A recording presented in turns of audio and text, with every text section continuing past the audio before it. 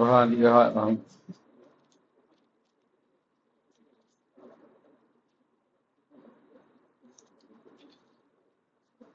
12ஆம் வசனம். பாகமம்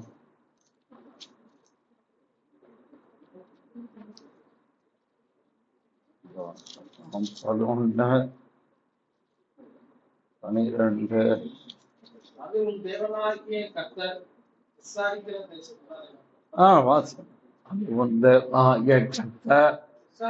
விசாரிக்கிற தேசம் வருஷத்தின் துவக்கம் முதல் வருஷத்தின் முடிவு மட்டும் எப்பொழுதும் தேவனாகிய கர்த்தரின் கண்கள் அதன் மேல் வைக்கப்பட்டது. ஜெபம். நல்ல பிதாவே, வார்த்தைக்கு முன்பாய் வருகிறேன். புறப்படுத்துகிறேன். ஏற்றம் வேண்டுகிறேன் பிதாவே. போன வருஷம் முடிவுகளை தானே பேசுனீங்க. வருஷம் துவக்கத்திலையும் பேசுறீங்கள. அப்படின்னு நீங்க கேட்டா நினைச்சா வருஷம் முழுவதும் இதை பேசலாம். இந்த வசனத்துக்குள் அவ்வளவு சத்தியங்கள் அடக்கியது. 52 வாரமும் இதே பேசணும் சொன்னாலும் 52 வாரத்துக்குரிய செய்தியும் ஒரு வசனத்துக்குள்ளே. ஆண்டவர் இஸ்ரவேல் ஜனத்தை ஆசீர்வதிப்பதா அவருக்கு பெரிய.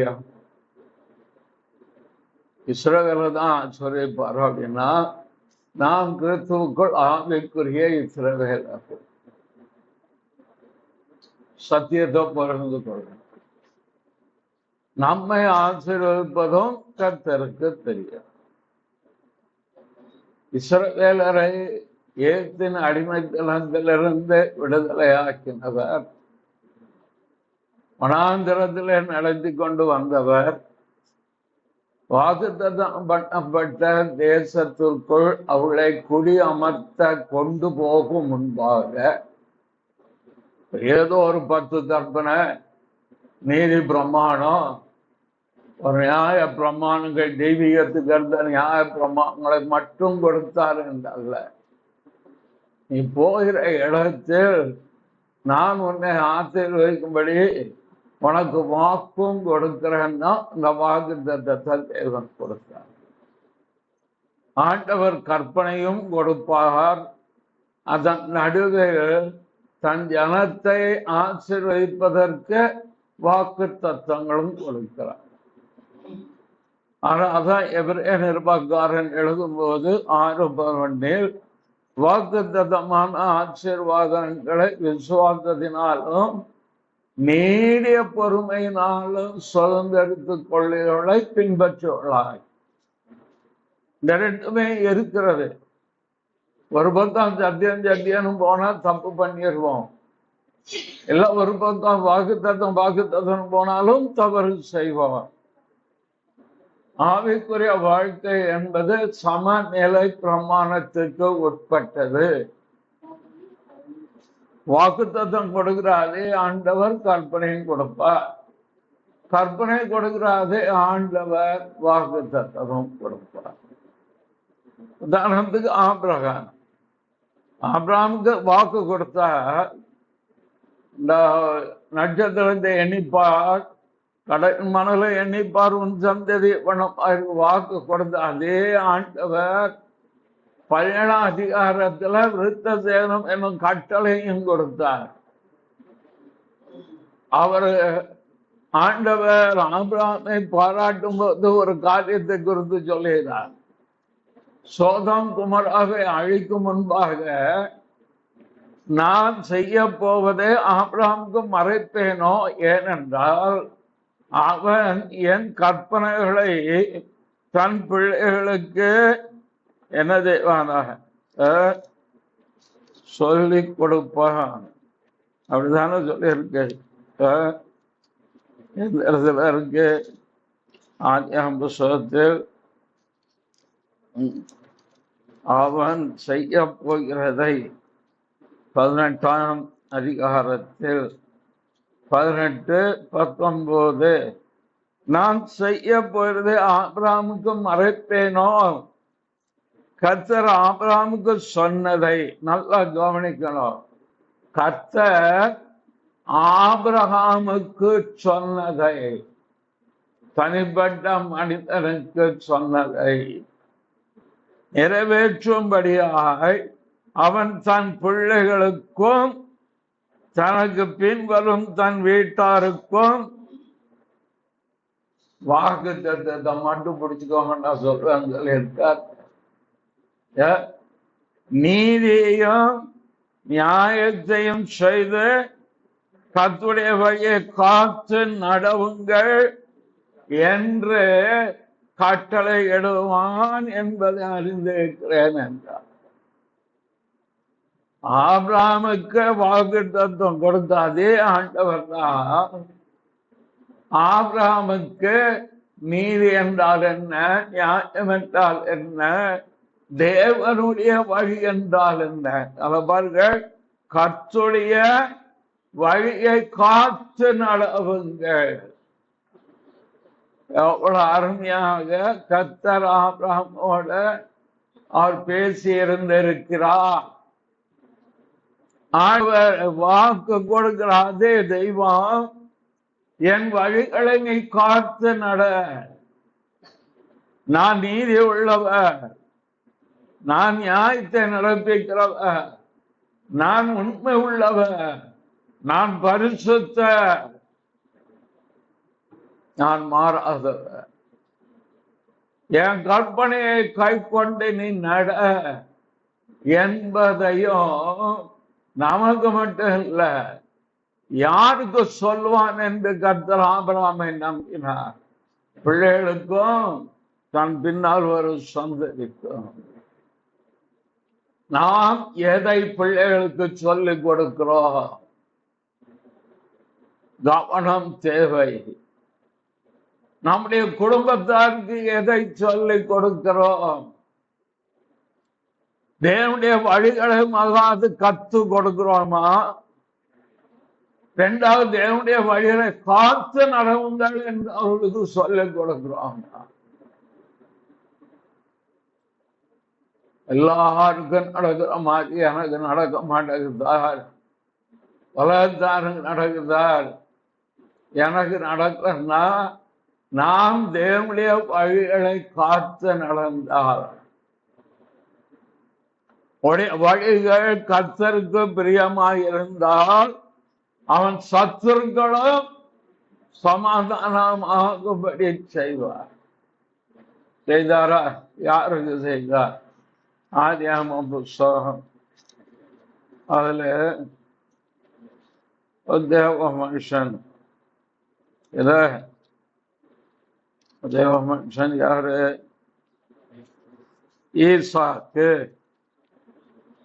ஈசாக்கு குறித்து இதுல இருக்கு. ஈசாக்கு என்ன செய்யறார்? புது பைபிள் பார்த்தீங்களா?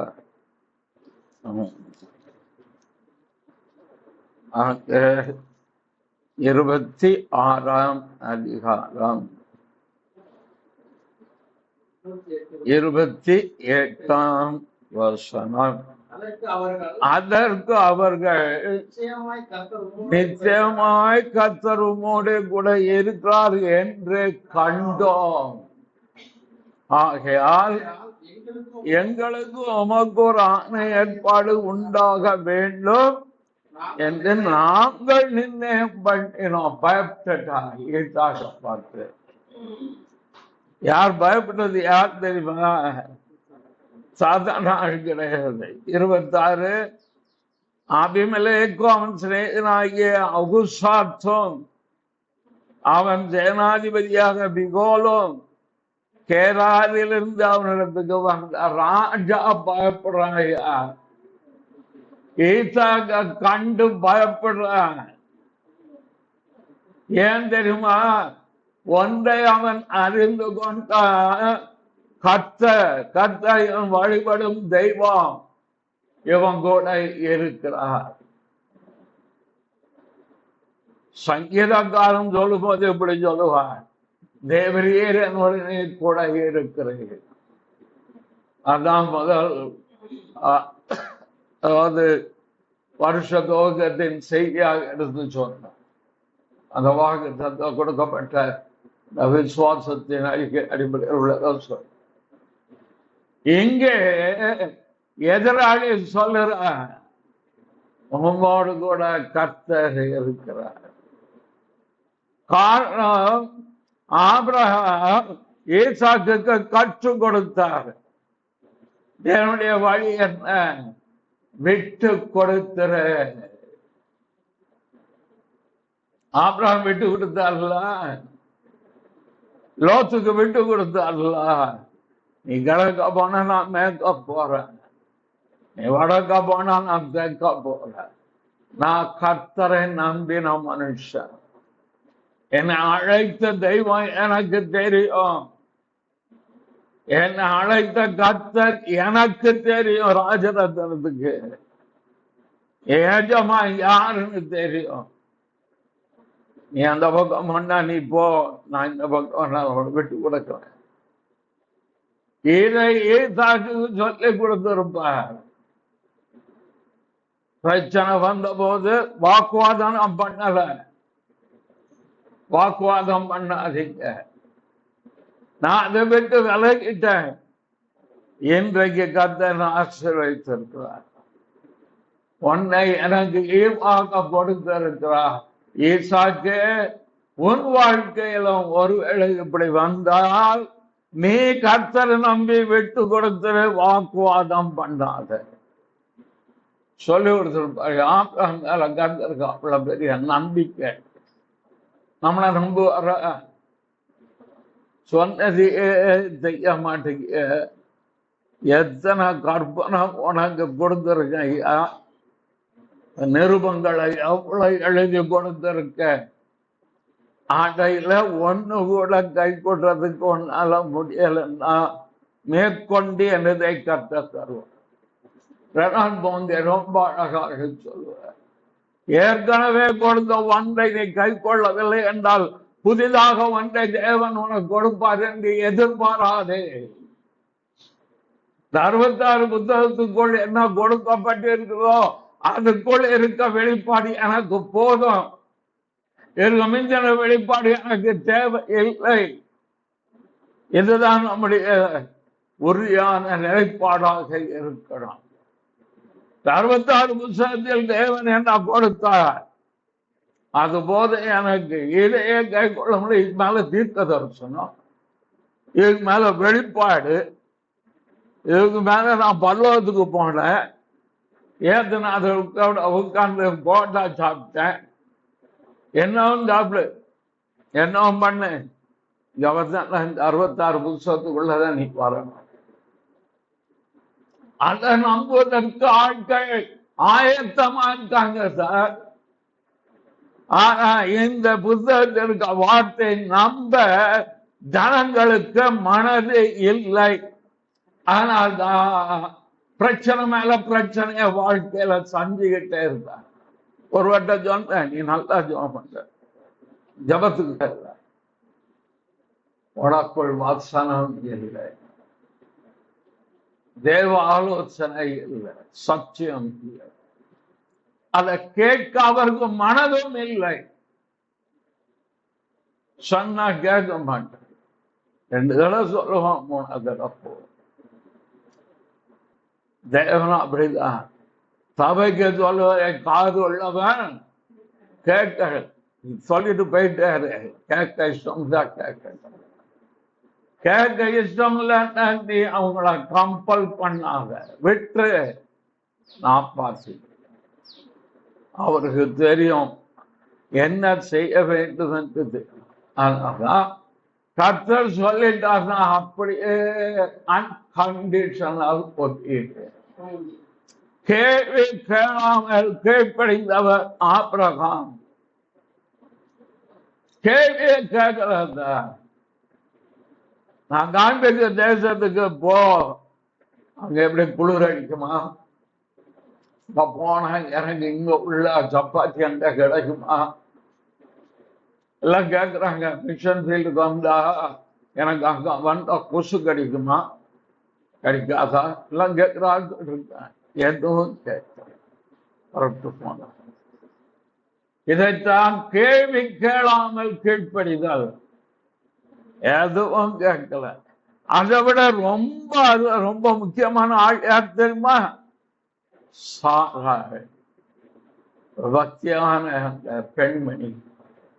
ஆண்டவருக்கு சாராள் மேல ரொம்ப பிரியம். ஏன் சொல்றேன் தெரியுமா?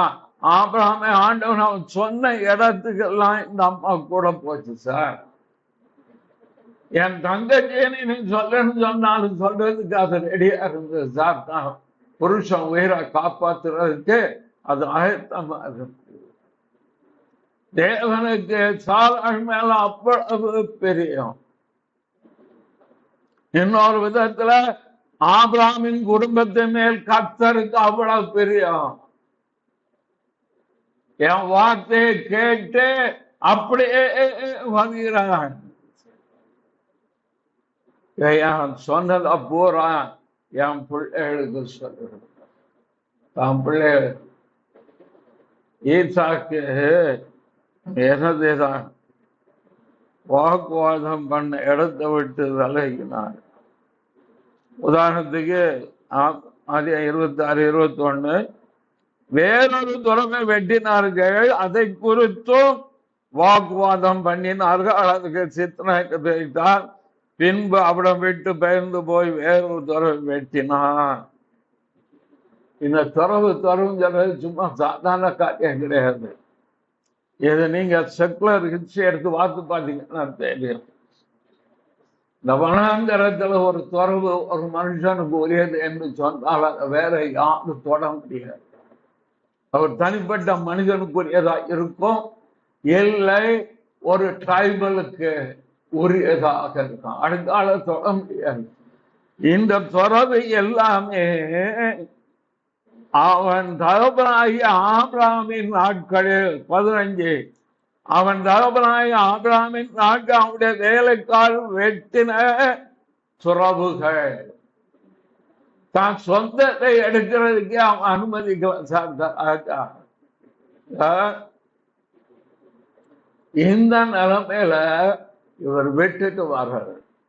வாக்குவாதம் சரி, கர்த்தரன் நம்புகிற மனுஷன் வாக்குவாதம் செய்யலாம், வெட்டுவான். இப்படி வேற கர்த்தர் பார்த்து கர்த்தர் எனக்கா யாரையும் விசுவாசாரிக்க தெரியும். எனக்கு ஆண்டவரை தெரியும், எனக்கு என் ஜமான தெரியும், எனக்கு என்னை அழைத்தவரை தெரியும், எனக்கு என் ரட்சகனை தெரியும், நான் எங்க பயணப்படுகிறேன் எனக்கு தெரியும். என்ன போன விட்டு கொடுத்து ஆண்டவர் வாக்கு தத்துவம் கொடுக்கிறார். இன்னொரு புறம் என்ன செய்கிறார்? வார்த்தையையும் கொடுக்கிறார். இந்த ரெண்டும் கலந்ததான் ஆவிக்குரிய வாழ்க்கை. ஆனா எரேமியா தீர்க்கதரிசியில சொல்லும் போது கர்த்தர் அருமையாக சொல்லுவார், சொப்பனம் காண்கையும் தன் சொப்பனத்தை சொல்லட்டும், என் வார்த்தை உள்ளவனோ என் வார்த்தையை சொல்ல கடவன், கோதுமைக்கு முன் பதறிய மாத்திரம். தீர்க்கதரிசி சொல்றவன் சொல்லிட்டு போ, என் வார்த்தை உள்ளவன் வார்த்தையை சொல்ல. கோதுமை மணி என்பது தேவனுடைய வார்த்தை, தீர்க்கதரிசனம், சொப்பனம், தரிசனம், இது எல்லாம் பதர். நான் சொல்லலாம் வசனம், அது எல்லாம் ஒரு தனிப்பட்ட மனிதனுக்குரியது. ஒரு தீர்க்கதரிசனம் வருதுன்னா அகபு என்கிற தீர்க்கதரிசி வருகிறார், பவுல பார்க்கிறார், ஒரு கச்சை எடுக்கிறார், கைகளில் கட்டுகிறார். இந்த கச்சை உடையவனை எருசலேமிலே எப்படி கட்டி பிரஜாவுக்கு ஒப்பு கொடுப்பார்கள் என்பது தனிப்பட்ட விதத்தில் சொல்லப்பட்ட தீர்க்கதரிசனம். அது எங்க உங்களுக்கு எனக்கு எங்க வரும்? அதே போல்தான் சொப்பனம், யோசேப்பு கொடுக்கப்பட்ட சொப்பனம், அல்லது பார்வோனுக்கு கொடுக்கப்பட்ட சொப்பனம். ஒரு தனிப்பட்ட மனிதனை உயர்த்துவதற்கு தேவன் செய்தது அது எங்க உங்களுக்கு வந்து ஜெயம்? வசனம் எல்லாருக்கும் உரியது, ராஜரத்னம் ஊழியக்காரனுக்கு உரியது, கேட்கிற விசுவாசம் மக்களுக்கு உரியது. உள்ளது உள்ளதென்று இல்லது இல்லதென்று சொல்லுங்க, இருக்க மிஞ்சனது தீமையாக வந்திருக்கு. நான் எனக்கு எக்ஸம்ஷனை கொடுத்துருக்கு. எக்ஸம்டட் ராஜரத்னம். தேவையானால் அவ்வப்பொழுது போய் சொல்லிக் கொள்ளலாம் போட்டிருக்க. முக்கிய பேசுவார், உங்களை விட்டுவார். ஊழியக்காரன் முக்கிய பேசுவார். சொல்லிக் கொடுக்க வேண்டிய நீ சரியா கற்றுக் கொடுக்கலன்னா உன்கிட்டதான் நான் கேள்வி கேட்பேன். ஜனங்களை விட்டுருவேன். இதுதான் வேதம் முழுவதும் வர்ற காரியம். ஆவேதான் வாக்குத்தத்தத்தை உங்களுக்கு சொல்லிக் கொடுக்கிறோம், சத்தியத்தையும் சொல்லிக் கொடுக்கிறோம். உங்களை காத்துக் கொள்வது உங்களுடைய காரியம். தேவனுடைய வார்த்தைக்கு ஒருவன் மறைவிட மானீர் சொல்றாரு சங்கீதக்காரர். எது மறைவிடம்? தேவனுடைய வார்த்தை மறைவிடம். மறைவுக்காக மேகத்தை கட்டளையிட்டு, மறைவுக்காக மேகத்தை விரித்து, தேவனுடைய வார்த்தை நம்மளை காக்கும். சத்தியம் உனக்கு பரிசையும் கேடகமாகும். ஆண்டவர் வாக்கு சொல்லிதான் ஐயா கூட்டிட்டு வந்தாரு இஸ்ரவேல் ஜனத்தை. பாலும் தேனும் ஓடுகிற தேசத்துக்கு நீ இவர்களை கூட்டிக் கொண்டு போன வாக்கு தத்துவம் கொடுத்துதான் கூட்டிட்டு வர வைத்தார். வந்து கற்பனையை கொடுத்தார். ஒரு பிள்ளைக்கு இனிப்பே கொடுத்துக்கிட்டு இருந்தா அந்த பிள்ளை லைஃப் என்ன ஆகும்? இனிப்போடு அறுசுவைகளும் சேரணும். தேவனை புரிந்து கொள்ளுங்கள், கர்த்தரை புரிந்து கொள்ளுங்கள், கர்த்தருடைய வழிகளை அறிந்து கொள்ளுங்க. இதான் கர்த்தர் சமாதானம் பண்ணவர்கள் பாக்கியவான்கள், தேவனுடைய புத்திரர் எனப்படுவார்கள். சமாதானம் பண்ணி வாழணும்னா முதல்ல சமாதானம் பண்ண தெரியணும் குடும்பத்துல. அதை செய்தா இதை செய்வேன். நீ போய் சமாதானம் பண்ணு. காணிக்கை செலுத்த வரும்போது யாரு உன் பேர்ல யாருக்காவது தவறு அல்லது குற்றம் இருக்க நீ நினைத்தால் நீ காணிக்கப்பட்டு போகணும் சொல்லல. காணிக்க மேல வழியே போய் ஒப்புரவாயிட்டு வந்து திருநெல் சொல்ல. எது முக்கியம் ஆண்டவருக்கு? காணிக்கையா? காணிக்கை செலுத்துகிறோம். எது சத்தியம்? காணிக்கையா ஒப்புரவாகுதல்? இதைத்தான் சொல்லி கொடுத்தான். இதை லேட்டா செஞ்சுட்டா அவர் இறங்கி இருப்பார். இதை செய்யுங்க, அவர் இறங்குவார். இதை செய்யாம ஆண்டவர் எனக்கு செய்யணும் சொல்லி ஜெபித்தா வேதத்தை கேளாதோடைய ஜபமும் அரு கொஞ்சம் மேல பட்டு திரும்ப கீழே வந்துடும் ஜபம். நான் சொல்லல, சங்கீதக்காரன் என் ஜபம் என் மயிலே வந்தது. இவன் இங்க பார்த்து ஜபம் பண்ணா ஊக்கமாட்டார். அப்படி திரும்பி பார்த்தா அவ்வளவு ஜபமும் அடிக்குள்ள கிடக்கு. அடாடா, என்ன பெரிய பிரச்சனையா இருக்கு. 1 மணி நேரம் ஜபம் பண்ணி கடைசியில ஜெபித்தா 60 விண்ணப்பங்கள். 1 நிமிஷத்துக்கு 1 விண்ணப்பம். 60 விண்ணப்பம் என் மடி ஏன் வந்ததுன்னா மேல போய் ஒப்புரவாப்பா மன்னிக்க பழகு, சத்துருக்களை செய்யுங்க, அடுத்த பழகிறவருக்கு நன்மை செய்யுங்க, துன்பப்படுறதுக்காக ஜெபம் பண்ணுங்க. ஏன்ட ஒரு உபதேசியார் நண்பர், அருமையான மனுஷன், ஊழியம் டீச்சர் வந்த வெள்ளம் வந்து யூபியில் சாமியார்கள் அடிச்சு ரொம்ப சந்தோஷப்பட்டேன். ஒரு காலத்துல நடந்தது, ஒரு 10 வருஷத்துக்கு. நீர் சந்தோஷப்படுத்துகிற பரலோகம் சந்தோஷப்படும். ஒரு ஆன்மா அழிவதை தேவன் விரும்பல. துன்மார்க்குடைய சாவை நான் விரும்பல. அப்படி இருக்கும்போது ஊழியம் செஞ்சுக்கிட்டு நீர் எப்படிப்பட்ட இருதயத்துல இருந்தா தேவன் எப்படி அதை விரும்புவார்? அப்பதான் அவருக்கு உணர்வு வந்தது. ஆமா, மனந்தில ஒரே பாவி நிமித்தம் பலோத்துல மீந்த சந்தோஷம் உண்டாருக்கு. நீ உனக்கு வேண்டாம் சாகும்போது சிரிக்கிற என்ன நீ மனுஷன்? அதுக்கப்புறம் அவருக்கு உணர்வு, ஆமாயா நீ சொல்றது கரெக்ட் செய்ய. ஆத்மாவே லட்சியம் ராம் முழுதும் ஜோமனுதான். காலைல ஒரு 10 வருஷத்தோட சந்தோஷப்படுறேன். பல்லவம் விரும்புமா? யாரை சேவிக்கும்? யாரை நம்புகிறோம்? யார் நமக்கு ஜீவன் தந்தா? யார் நம்மை தேடி வந்தா? யார் நம்மிடத்தில் அன்பு கூறுறா? வார்த்தையினால பேசிட்டு உள்ளத்துல இல்லைன்னு சொன்னா தேவன் எப்படி விரும்புவார்? ஒரு விசுவாசியுடைய இருதயம், ஒரு ஊழியக்காண்டி இருதயம், ஒரு ஆத்மா அழிந்து போதுன்னா அது கதறணும், கண்ணீர் விடணும். அந்த கட்டத்துல சந்தோஷப்படுங்க.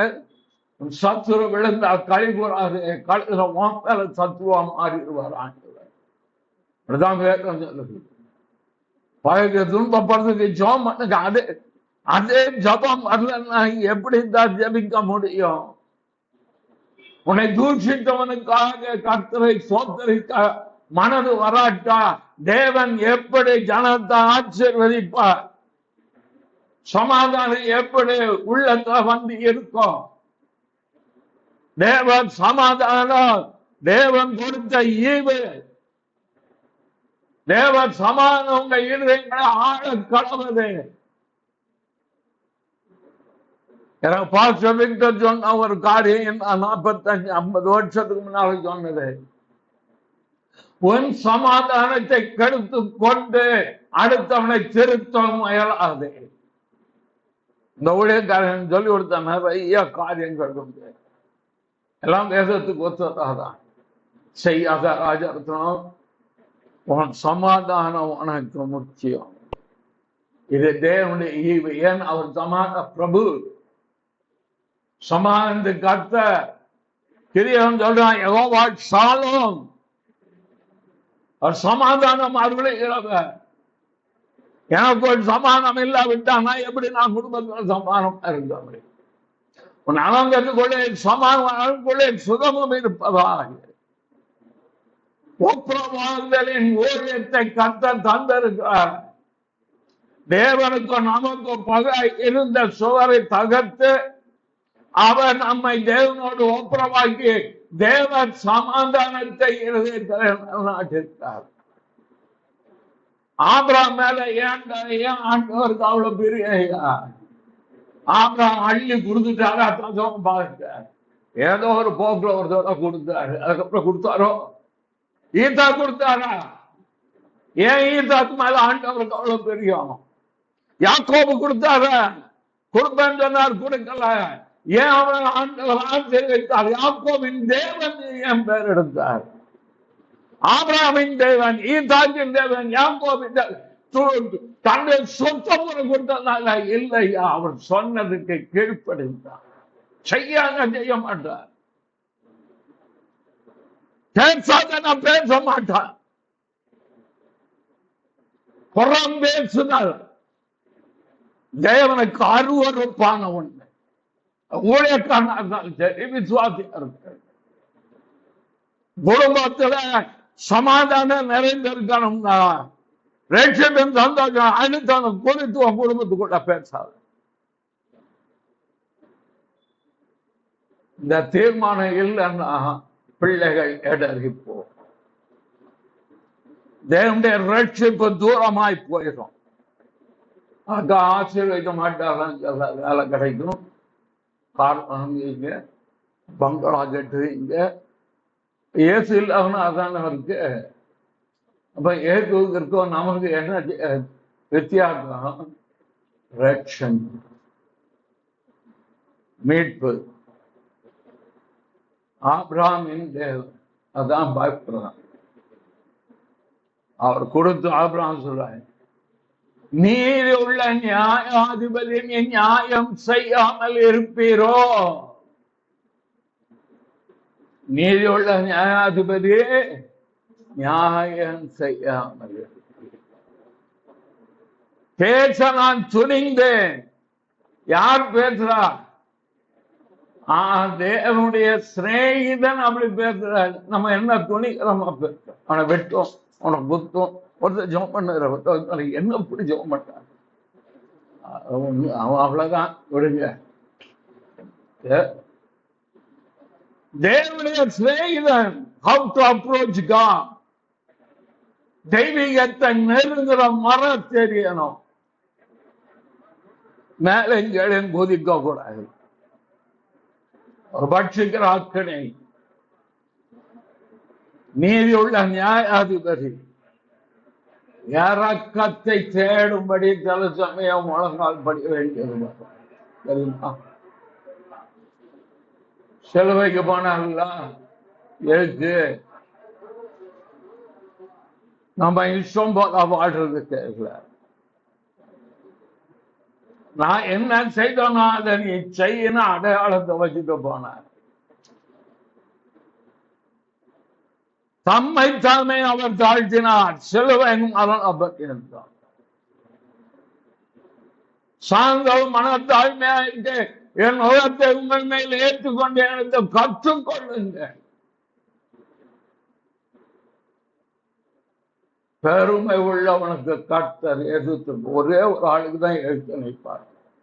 பெருமை வந்துட்டா எதிர்த்து நிற்பார், எதிர்த்து தான் நிற்பார்.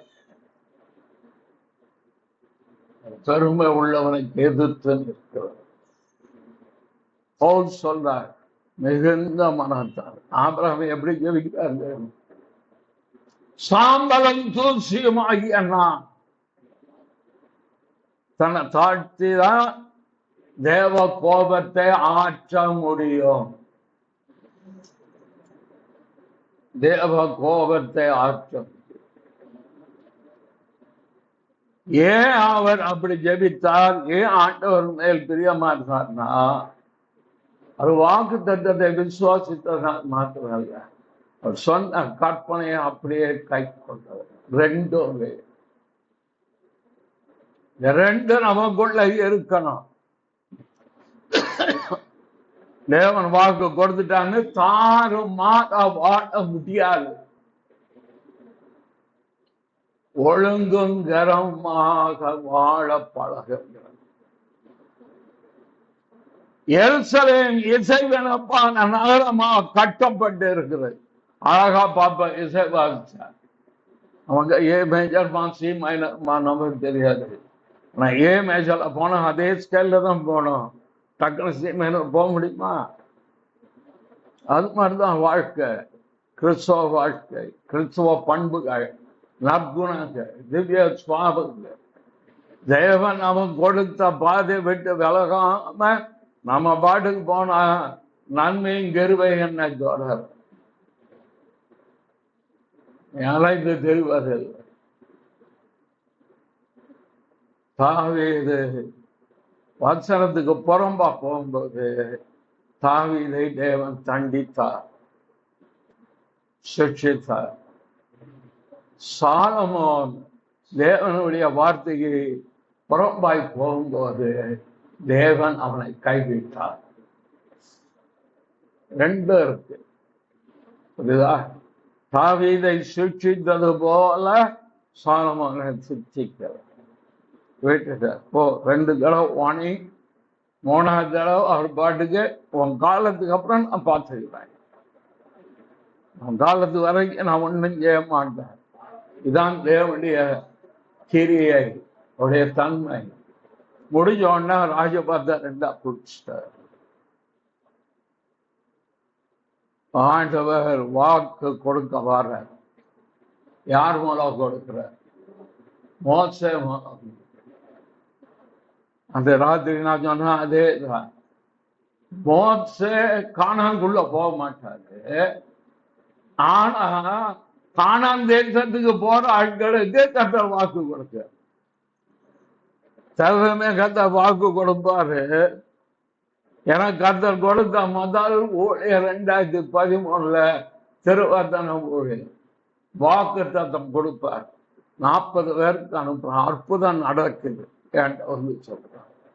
உங்க யாருக்கும் அனுப்புறது 40 பேருக்கு போகும் அற்புதம் வீட்டுல வந்து சொல்லிட்டு போங்க வந்து எனக்கு அற்புதம்.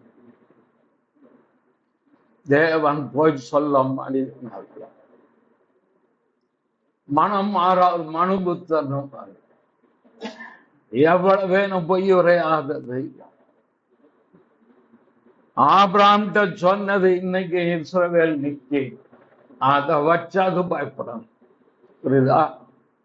தேவனுக்கு பயந்து வாழ்கிற வாழ்க்கை வேண்டாம். உங்களுக்கு ஒரு அடையாளம் சொல்றேன். இஸ்ரவேலை பாருங்க. அதிகாரத்தில் தேவன் கொடுத்த உடன்படிக்கையை பாருங்க. அன்றைக்கு சொன்னதை இன்று வரை தேவன் வைத்திருக்கிறார் என்றால் மகத்துவம் உள்ள தெய்வத்தை ஆராதிக்கிறோம். இந்த பயம் இருக்கணும். உள்ள நான் பேசிட்டு தான் யோசிப்பேன். இப்போ பேசும் பல யோசிப்பேன். தெய்வ பயம் மாட்டேன். ஆண்டவர் சொல்றார், வருஷத்தின் துவக்கம் முதல் முடிவு வரைக்கும் தேவன் துவக்கலன்னா யாரும் துவக்க முடியாது. தேவன் எதை துவக்கினார்? ஆதியாம் புத்தகத்துல கர்த்தர் நாட்களை துவக்கினார். ஆதியாகம் 1 அதிகாரத்தில் இருக்க வெளிச்சம் உண்டாகிறது என்றார். வெளிச்சம் உண்டாகிட்டு சாயங்காலமோ விடிய காலமாகிய முதலாம் நாள் ஆகிட்டு. அதனால்தான் போன வருஷ கடையில முடிவை பேசினேன். இன்றைக்கு ஆரம்பத்தை பேசுகிறேன். ஆவிக்குரிய வாழ்க்கை என்பது முடிவல்ல, அது தொடர்ந்து போகிற பயணம். நாளை துவக்கினார். 7ஆம் நாள் வரும்போது அங்கே சாயங்காலம் விடிய காலம் கிடையாது. அது இளைப்பாறுதலின் நாட்கள். அப்படியானால் எப்படி நாட்கள் துவங்கப்பட்டது? மனிதன் பாவம் செய்த பின்பு மனித வாழ்க்கைக்கென்று அவர் கால குறிப்புக்கு வைத்திருந்த சந்திரன் சூரியன், அதன் மூலம் மனிதன் தனக்கு கொடுக்கப்பட்ட ஞானம் அறிவினாலே 24 மணி நேரம் ஒரு நாள், 7 நாள் ஒரு வாரம், 52 வாரம், 365 நாட்கள் ஒரு வருஷம். ஆதியாகமத்திலே தேவன் துவக்கினார். மனிதன் அதை தொடர்ந்து தன் ஞானத்தினாலே செய்து கொண்டு வருகிறார். ஜபத்தை கர்த்தர் துவக்கினார். அது எப்படிங்க? நம்ம ஜபிக்கும் அவர் ஆதியாகமம் 3ஆம் அதிகாரத்துல யார் முதல்ல சம்பாஷணை துவக்கினார்? பாவத் விழுந்த பின்பு ஆதாமே நீ எங்கே இருக்கிறார்? ஆண்டோடைய சத்தத்தை கேட்ட உடனே ஆதாம் வந்து கத்தாவே நான் ஒழிஞ்சிருக்கேன் நான் சொன்னாரு. கர்த்தருக்கு மனிதன் தேவை, நீங்க தேவை. அவர் மனித உறவு இல்லாமல் அவரால் இருக்க முடியாது. அதனால்தான் வாசல் படுகின்ற கதவை தட்டின ஒருவன் என் சத்தத்தை கேட்டு கதவை திறந்தால் நான் அவரோடு சென்று போஜனம் பண்ணுவேன். துவக்கிறது ஜபம் என்பது சம்பாஷணை. தேவ உறவோடு வாழ்ந்தால் நம்முடைய ஜபம் சம்பாஷணையாக மாறுகிறோம். செய்யுங்க அவர் பயப்படுவார். என்ன இந்த அதட்டு அதட்டுனா விசுவாச அதட்டு எங்க செஞ்சு போறாரு. ஆபிரகாம் எப்படி ஜெயித்தாரு? சம்பாஷணை, உறவு. தேவ உறவு சரியாக இருக்குமானால் நீ கூப்பிடும் முன்பே நான் பதில் கொடுப்பேன். 3 நாள் ஜெபம், 40 நாள் உபவாசம் வேண்டாம் சொல்ல, நான் குற்றம் சொல்ல.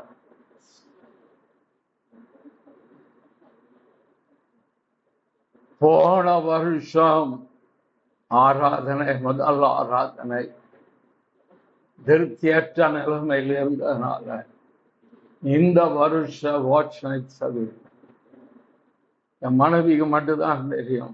40 நாள் உபவாசம், 40 days. என் உடம்பு தாங்காது. இருந்தாலும் கர்த்தர் நீ பண்ணணும்னு சொன்னதுனால 40 நாள் காலையில சாப்பிட்றான். 40 days எதுக்கு தெரியுமா? உங்களுக்கு தான், எனக்கு. வருவீங்கள வாட்ச்மேன் சர்வீஸ் தேடி ஏதாவது கத்த தர மாட்டாரான்னு கர்த்தருடைய ஆவியானவர் இறங்கி உங்களை ஆசீர்வதிக்கணும், கிருபை வேணும். ஏகம் 40 நாள் உபவாசம். அந்த ஆராதனை காப்பாற்றுறதுக்கு நானும் வெல்ஃப்ரெடும் என்ன பாடுபட்டோம். அவருக்கு மாட்டாங்க சத்துரு உள்ள நுழையாதபடிக்கு பாதுகாக்க நான் அவர் 1 வாரம் பட்ட பாடு எங்களுக்கு. ஏன் தெரியுமா? தேவ சமூகத்துல தேவ தயவ தாடும் போது தேவனுடைய வேலை இடர்கள் இல்லாமல் நடக்கும். தேவ ஜனம் காக்கப்படும். ஆசிரியர் ஜபம் என்பது தேவ உறவோடு இருந்து தேவ உறவுல நிலைத்திருந்தா உங்க ஜபமே வித்தியாசமா மாறி, சாதாரணமாக பேசுற மாதிரி, அப்பா பிள்ளை பேசுற மாதிரி, ஃப்ரெண்ட்ஸ் பேசுற மாதிரி ஜபம். என்ன சொன்னாலும் கேட்பார், எது சொன்னாலும் கேட்பார். உங்களுக்கு என்ன தேவை என்று பரமபிதா அறிந்து இருக்கிறார். என்ன சொன்னாலும், சின்ன காரியம் எனக்கு இது வேணும் செய்யணும்னா என்னை செஞ்சு முடிக்கிறார். சும்மா கிடையாது. ஏன்னா அவருக்கு நம்மேல் அவ்வளவு இறக்கம், கரிசனை, அன்பு. இதை தேவன் துவக்கினார். இஸ்ரவேல் ஜனத்திற்கு தேவன் ஒரு வருஷத்தை துவக்கினார். எப்படி துவக்கினார்? யாத்ராமத்திலிருந்து பார்த்தோம்னா அவர்கள் என்ன செய்தார்கள்? வெளியே வந்துட்டாங்க. எங்கேருந்து வந்துட்டாங்க? எகிப்தை விட்டு வெளியே வந்தாச்சு. வந்த பிறகு ஆண்டவர் சொல்றார், இந்த மாதம் ஆபிப் மாதம் உனக்கு வருஷத்தின் முதல் மாதமாக இருப்பதாக அப்படின்னு சொல்லி ஆண்டவர் சொல்லிற காரியம் யாத்திராமத்தோட வருதியா? அது எந்த வசனம்? யாத்திராம் 12 அதுல 2வது வசனம் பார்த்தீங்க இருக்கா? இந்த மாதம் உங்களுக்கு பிரதான மாதம், இது உங்களுக்கு வருஷத்தின் முதலாம் மாதமாக. வருஷத்தை துவக்கிறதா அவர் தான் இஸ்ரவேலருக்கு. இஸ்ரவேலின் தேவன் சாதாரண தேவன் அல்ல. இயேசு கிறிஸ்துவினாலே ஆராதிக்க ஆபின் மாதம், இந்த மாதம் வருஷத்தை உனக்கு முதல் மாதமாய் இருப்பதா. வருஷத்தையே துவக்கினவர் கர்த்தர் தான். நம்ம வாழ்க்கையும் துவக்கினவர் கர்த்தர் தான். நம்முடைய ஆன்மீக வாழ்க்கை துவக்குகிறாலும் கர்த்தர் தான். வருஷம் என்று சொன்னால் ஒரு புதிய வருஷத்துக்குள் பிரவேசிக்கிறோம். வருஷம் எப்படி இருக்கும்? இன்னைக்கு 4 நாளாய் 361 நாள் எப்படி இருக்கு? எந்த ஜோசியன்ட போகலாம், எந்த தீர்க்கதரிசிட போகலாம், எந்த ஆள் பெரிய ஆள் தலையில கைய வச்சா வானம் இறந்து அக்கினி இறந்து சொல்லுவாங்க. நம்ம ஆட்கள் அப்படி ஆயிட்டாங்க. ஊழியக்காரன் ஜோசியனா மாறிட்டான். நம்ம ஆடு கிளி ஜோசியம் தேடுற ஆட்களா மாறிட்டான். வசனத்தை தேடுறதுக்கு எனக்கு இன்னைக்கு என்ன கிடையாது? ஆண்டவ கடந்த வருஷம் நடத்தினார்ல ஐயா, இந்த வருஷம் இருக்கு. போன வருஷம் பூரா அவர் தான் நடத்தினாரு. அப்படியே நாமம் பலத்து துருக்கா ஓடி நீதிமா சோமார் அன்னைக்கு ஆதரவு, அன்னைக்கு ஆதரவு. துவக்கம் முதல் முடிவு ஆண்டவர் துவக்காவிட்டால் மனிதன் எதையும் தொடர்ந்து செயல்படுத்த முடியாது. எதை துவக்கிறாரு? எபிரேயர் 12:1 கடைசி பாகம். விசுவாசத்தை துவக்கிறவரும் முடிக்கிறவருமாகிய இயேசு கிறிஸ்துவை நோக்கி நமக்கு நியமித்த ஓட்டத்திலே பொறுமையோடு ஓடலாம். விசுவாசத்தை துவக்கிறாராம். ஆண்டவர் என்ன செய்யறார்? விசுவாசத்தை துவக்கிறார். அப்ப நம்பிக்கை இல்லையா வாழ்க்கையில? நம்பிக்கை இல்லாமல மனுஷன் வாழ்றார். நாளைக்கு அந்த இடத்துக்கு போறோம், நாளைக்கு அந்த கல்யாணத்துக்கு போறோம், அடுத்த மாசம் வெளியூர் டூர் போறோம் அப்படின்லாம் சொல்றாங்களா? நம்பிக்கை இல்லாமல. நம்பிக்கை இருக்கு, விசுவாசம் இல்லை. இந்த விசுவாசத்தை கத்த துவக்கினாதான் வரும். இது சாதாரண விசுவாசம் கிடையாது. சாதாரண மனித வாழ்க்கை நம்பிக்கை கிடையாது. இது தெய்வீக விசுவாசம், என் நிச்சயத்துக்குரிய விசுவாசம், கிருபையினால் உண்டான விசுவாசம். இயேசு கிறிஸ்து ஒருவர் மாத்திரமே செய்ய தரக்கூடிய விசுவாசம். அப்போஸ்தலர் நடபடிகள் 14ஆம் அதிகாரம் 9ஆம் வசனம் 183ஆம் பக்கம். பவுல் பேசுகிறதை கேட்டுக் கொண்டிருந்தான். அவனை பவுல் உற்று பார்த்து, ரட்சிப்புக்கு ஏற்ற விசுவாசம் அவனுக்கு உண்டு. குணமாக்கும் விசுவாசம் இருக்கார்ல, பேசுறத கேட்டு குணமாக்குவார். ஏற்றுக்கிறது ரட்சிப்புக்கு ஏற்ற விசுவாசம். ரட்சணியத்தை கொடுத்து அவர் பேசுறார். சிலுவையில் அறையப்பட்ட இயேசுவே அவரே பாவம் பண்ணிட்டு அவரோட கூடியவர். அவர் தான் ரட்சகர் என்பதை பேசுறதை கேட்கும் போது இந்த விசுவாசம் அவனுக்குள் உருவான பகுதியை கண்டு கொண்டான். எவ்வளவு கிருபை பெற்ற மனுஷன் பார்த்தீங்களா? செய்தி பார்த்து திரும்பதே ஆளை பார்க்கும்போதே இந்த ஆள் கேட்கு, இந்த ஆள் கேட்கல. இது கவனம் பூரா இங்க இருக்கு, இது கவனம் பூரா இப்ப அமெரிக்கால ட்ரம்ப் என்ன பண்றாரு, வெனிசுலாவில் குண்டு பார இல்லையாண்டார். தெரியும், கண்டகாத மாதிரி பேசிட்டே போவோம், அவ்வளவுதான். இவர் கண்டார், நீ எழுது நெல்லுன்னா. எபேசியர் 2:8 கிருபையினாலே விசுவாசத்தை கொண்டு நமக்கு நற்கிரியினாலே ரட்சிக்கப்பட்டோம். அப்படியே கிருபைதான தேடி வந்தது. அந்த கிருபைதான் இது. சிலுவை இந்த அன்புதான் ஐயா தேடி வந்தது. ஏன் அதானிய தேடி போல, ஏன் கலைஞரை தேடி போல? பட்சபாதம் இல்லாத தெய்வம் தானே. தானிய போய் ஆண்டவர் வச்சிருந்தா எவ்வளவு படிச்சுட்டு எத்தனா சாட்சி கேட்டாலும் என்ன, என்னை உங்களையும் தேடி வந்தார். ஒன்னில் ஆனாலும் தேடி நல்லவன் என்று தேடி வரல, நல்லவனை மாற்றலாங்கிற நம்பிக்கையில தேடி. எல்லாம் நல்ல ஆட்களா?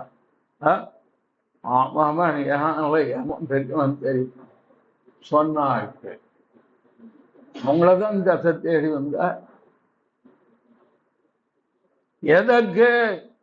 இவனை தேடி வந்து இவனை ரட்சித்தால் இவன் என் மேல் விசுவாசம் உள்ளவனாய், ஐஸ்வர்யம் பெருகும், கர்த்தரை நம்பினவன் செழிப்பான். மாறுதலே கிடையாது. யோபு ஆசீர்வதித்தால்ல, வேலை எடுத்து கை பிரயாசத்தை ஆசீர்வதித்து என்ன செய்தார்? சம்பத்தை பெருக பண்ணினார். இருதயம் ஐஸ்வர்யத்தின் மேல் போகிறார். ஐஸ்வர்யம் விருத்தியானால் இருதயத்தை நம்மளுக்கு கொம்பு முளைச்சோம், ஊழியர்களுக்கே கொம்பு முளைக்கும் தெரியுமா? வாழ் முளைக்கும். ஐயோ, அங்க வரத்து அப்பனுக்கு மவுசம் தான் அத்தரகத்தை கொலை பிடிக்கிறாங்கிற கதை மற்றவன அற்பமாக. இவன் கொடுத்துட்டு ஒண்ணு இல்லாம உட்கார்ந்து இருப்பான் விசுவாசி. அவன் வாங்கி தின்னு போட்டு திமிர் எடுப்பான் ஊழியக்காரன். ஆனா சார் 90% விசுவாசி பல்லம் போவான், 90% விசுவாசி பல்லம் ஊழியக்காரன் போக மாட்டான். வாங்கி ஊழியக்காரன் நான் பயப்படுறேன். காரணம் வேதம் சொல்லுது, நான் சொல்ல அப்படியே சுத்தத்தின்படி செய்யாமல் என்ன நோக்கி கர்த்தாவே கர்த்தாவே என்று. ஏன் நீங்க தேவ சித்தம் செய்யறீங்க தெரியுமா? உங்களுக்கு இந்த வேலையை கரெக்டா பார்க்குறீங்க, உங்க குடும்பத்தை நடத்துறீங்க, தேவ சமூகத்துக்கு ஒரு நாள் வாரீங்க, உங்களால் எந்த கருத்துக்கு கொடுக்குறீங்க, உங்களால் எந்த ஊழியத்தை செய்யுங்க, உலகம் உங்களால முடியும். ஆனா நான் அழைக்கப்பட்ட ஊழியக்கார தேவ சித்தத்தை செய்ய தவறினார், நீ எவ்வளத்தாரோ நான் உன்னை அது என் ஒரே வார்த்தை. அவ்வளோ பெரிய ஊழியம் செய்யறங்கிறது முக்கியம். தேவன் கொடுத்த இடத்துல செய்தியா என்று அப்படிதான். இன்றைக்கும் பக்திமான்கள் உண்மை உள்ள ஊழியர்கள் செய்யத்தான். பரவாயில்ல, எல்லாருக்கும் கிடையாது. ரட்சிக்கப்பட்டவர்கள் விசுவாசத்தை துவக்கிறவரும் முடியும், வருஷத்தின் துவக்கம் முதல் முடியும். நடுவில் கைவிட்டு போக மாட்டார். நடுவில் நம்மளை விட்டு எல்லாம் யோனா மாதிரி விலகினா பின்னாலே வந்து சுழற்காட்ட சுத்தி அடிச்சு மீன் வாயில போட்டு 3 நாள் உபவாசம் பண்ண வச்சு கரையில கக்க வச்சிருக்கார். இந்த இவனால இவனும் உபவாசம், மீனும் 1 நாள் சாப்பிட்டான். 17 நாள் அவிசுவாசியை தப்ப விடுவார், ரத்தத்தால் மீட்கப்பட்டவன விடவே. என் சொத்து நான் வாங்கி வச்சிருக்கேன், எனக்குரியவன் நீ. ஆண்டவர் அரவணைக்கவும் செய்வார், கண்டிக்கவும் செய்வார். முடிவு விசுவாசத்தின் துவக்கம் முதல் கடைசி வரைக்கும் நடந்து தப்ப வச்சுருக்காரு, கைவிட மாட்டேன். ஏன் பயப்படுதிய? கேசரு நல்லா தானே கடவுள் மேல் நடக்க வந்தாரு, திடீர்னு கபர்தன் பார்த்து சட்டுன்னு உள்ள போயிட்டாரு. ஏழை நாம் அடிந்து போகுது. ஏசுன்னு இருந்த கண்ணை விலகிட்டு எங்க போயிட்டான்? காற்று வந்த திசைக்கு நேரம் ஆட்டவரை கண்டு வச்சான், அவர் மேலேயே கண்டு இருக்கான். திடீர்னு மனுஷனை பார்த்தோம், சூழ்நிலையை பார்த்தோம்னா கீழே போக வேண்டியதான், நான் தூக்கி விட்டுருவேன். ஆபத்து காலத்தில் என்ன நோக்கி கூப்பிடு, நான் உனக்கு சொல்லியிருக்காருல்ல, கைவிடும், ஒரு நாளுக்கு கைவிடாத. ஆனால் தான் லவோதிக்கேயா சபை வாசல் என்ன கதவு தட்டிக்கிட்டே. இரண்டாவது அவர் எதை துவங்கினார் என்றால், பிலிப்பு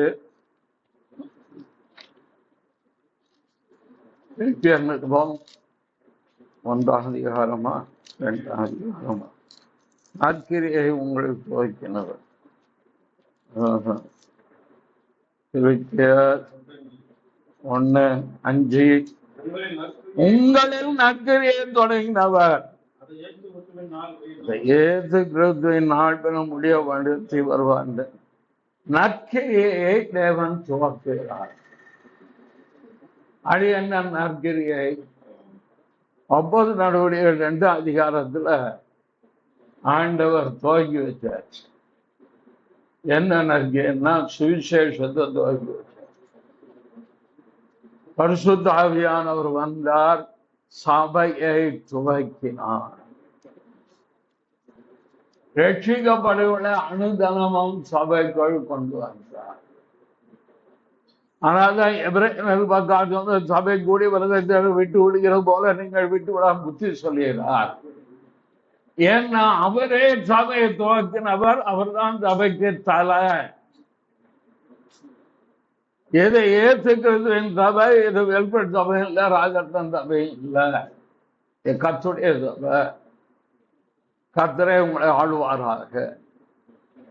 சபையை துவக்கிறார், அவர் துவக்கினார்.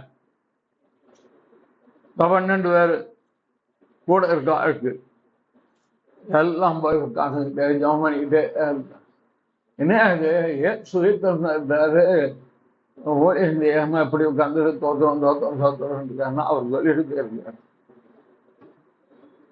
வாக்கு பிதாவின் வாக்குத்தத்தை நிறைவேறு வரைக்கும் காத்தது. ஆனால் தோத்திரம் எந்த கோத்த நாள் ஆவியானவர் வந்தீங்க. எப்போ கர்த்தர் கிரியை செய்ய துவக்குவார் என்பது நமக்கு தெரியாது. உங்கள் ஜபத்திற்கு தேவன் எப்பொழுது பதில் கொடுக்க துவக்குவார் என்பது தெரியாது. சில சமயம் தெரியும். ஆவியாவுடைய கிரியை நாம் அளவிட முடியாது. காற்று தனக்கு இஷ்டமான இடங்கள் வீசுவது போல ஆவியானவர் தனக்கு இஷ்டமானபடி அவருக்கு கேட்டு. ஆனால் நற்கிரியை என்ன நற்கிரியை செய்தார் பேதுரு? இயேசு உயிர்த்தெழுந்தார் என்பதை சுவிசேஷத்தை துவக்கி வைத்தார். இன்னைக்கு வர சொல்லிட்டு சார், அவர் சபையை துவக்கல, இங்க சபை ஆரம்பிச்சிருக்க முடியாது. நீங்களே இருக்க மாட்டோம். எண்ணிக்கல் குறைவு என்பதை நாம் பார்க்கறதில்லை. ஆண்டவர் துவக்கியிருக்காரு, அவர் நடத்துவார், அவ்வளவுதான். சபையை கட்டுவேன்னு சொல்லியிருக்காரு, நீங்க இருக்கீங்களா? அது போதும், அது வரும். துவக்குகிறவர், நற்கிரியை துவக்குகிறவர் முடிவு பரியந்த நடத்தி வருகிறார். சபை என்னைக்கும் தோற்று போகிறார். சபை நின்றுகிட்டே தான் இருக்கும். ராஜரத்னம் அசம்பிளியாளன்னு தோணுனால சபை விழுந்து போயிட்டு தெரியும் எனக்கு. நான் இல்லை, நான் எனக்கு இங்க கூடியன்னு தோணுறேன். அது வளரத்தான் செய்வேன். அது கர்த்தருடைய சபை. எப்படி வளருது என்ன? இரண்டாவது, தேவ சபையை ஒருவராலும் எட்ட முடியாது. சபை வளர்ந்துகிட்டே தான் இருக்கும். எப்படி செய்கிறோம் என்பது அந்த ஊழியக்காரருக்கு. சத்தியத்தின்படி செய்கிறாரா, தேவ சித்தத்தின்படி செய்கிறாரா, தேவனுடைய வார்த்தைகளை சொல்லி ஜனத்தை நடத்துகிறாரா, மேய்க்கிறாரா என்பது இந்த ஊழியக்காரர்களுடைய பொறுப்பு. ஆனால் சபை வளரும், சபை கட்டும். சபையை கட்டுவேன் தான் சொல்லிட்டு ரோமர்கள் எவ்வளவு யூதர்கள், ரோமர்கள் சரித்திரம் பார்த்து பாருங்க. டொமிஷியன், நீரோ எவ்வளவு பத்திரம் படுத்தினாங்க. சபை என்ன கரைஞ்ச போயிடுச்சு. நின்றுகிட்டே இருக்கு. இதே போலதான் உங்களில் நற்கிரியை துவக்கினவர் மிக்க நிலை நிறுத்த வல்லவராய் இருக்கிறார். வலுவாதபடி காக்க வல்லவர், ஒப்பு கொடுத்த அந்நாள் வரைக்கும் காக்க வல்லவர், உதவி செய்ய வல்லவர், நிலை நிறுத்த வல்லவராக. இந்த 3வது நியாயாதிபதிகள் புஸ்தகத்துல ஒரு ஆழத்திலே ஆண்டவர் துவக்கினார்.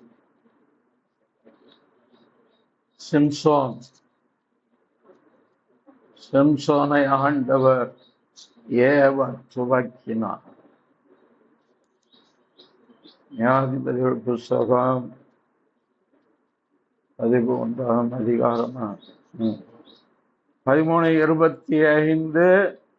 அவன் சோராவுக்கும் எஸ்தாவோலுக்கும் நடுவில் உள்ள தானின் பாளையத்தில் இருக்கையில் கர்த்தருடைய ஆவியானவர் அவனை ஏவ துவக்கினார். ஆவியானவர் நம்மை நடத்துகிறவர். ஆண்டவர் சிமியோன் வீட்டில் உட்கார்ந்து இருக்காரு. திடீர்னு சிமியோன் ஆவியானவர் நீ எழுந்து ஆலயத்துக்கு போ.